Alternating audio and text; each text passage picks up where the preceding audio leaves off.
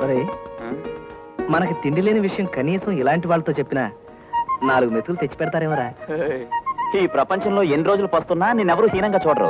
అదే ఇంకొక తెలిస్తే మనకేం పెట్టకపోయినా మనల్ని ముష్టి వాళ్ళ చూస్తారు. మన భవిష్యత్తు కూడా అక్కడితో ఆగిపోతుంది.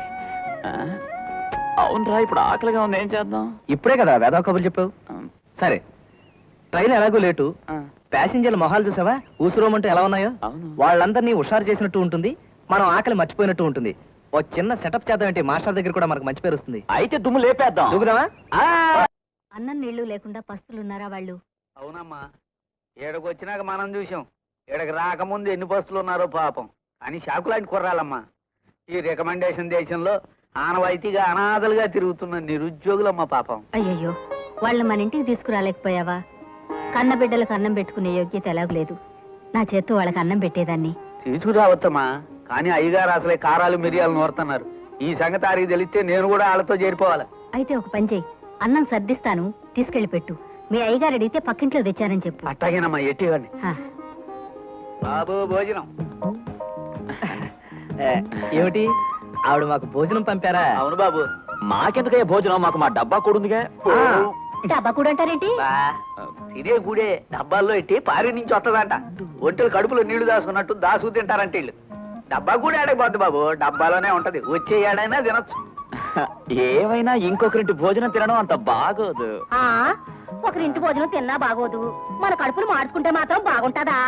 పెట్టుకుపోయిన పెద్ద కన్నా రెల్లుగడ్డి మేసాడన్నట్టు పెట్టుకు తినరా బాబు అంటే పెట్టుకుపోతారేంటి? వాళ్ళు వద్దంటున్నప్పుడు మనం బలవంతం చేయడం చాలా తప్పు. పారిన డబ్బా కూడి తినే వాళ్ళకి ఇంటి కూడేం రుచిత్తదే. అమ్మగారు చేపల పులుసు చేసినట్టున్నారు, గుమ్మగుమ్మలు ఆడిపోతుంది. తిరిగి తీసుకెళ్తే ఆవిడ బాధపడుతుంది. ఓ పని చేద్దాం, ఆ గూడ్స్ వ్యాగిన కింద కూర్చుని నేను ముద్ద నీకు పెడతాను, నువ్వు ముద్ద నాకు పెట్టు, పులుసు అయిపోయేదాకా జుర్రేద్దాం. ఏంటి బావ అలా ఊపెత్తన్నావు? పులుసు అంతా ఇక్కడే కారిపోయేలాగుంది. వాళ్ళకి అదృష్టం లేకపోతే మనం వేసేస్తాం. పద తిందాం. తలుపులు మరీ మీరంత బాధపడ్డా మాకు ఇష్టం లేదు. తీసుకున్నారా? మీరు బాధపడుతున్నారు కాబట్టి తీసుకున్నాం అనమాట. ఇంకెప్పుడు తేకండి, ఇంకెప్పుడు తేకండి. చూడండి బాబు, పత్తులు ఉండడం మీకు సరదాగా ఉండొచ్చు, కానీ చూసేవాళ్ళకి చాలా బాధగా ఉంటది. కూకొని తినండి. బాబు, మరో చిన్న మనవి.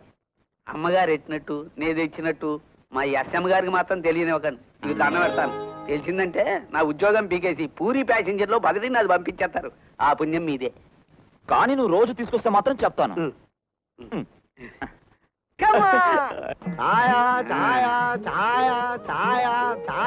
ఎలా పోటర్ సార్ సుఖమాగల చొక్క పగలు తాగితే ఉద్యోగం పోద్ది. అదే సుఖమాగల ఆగు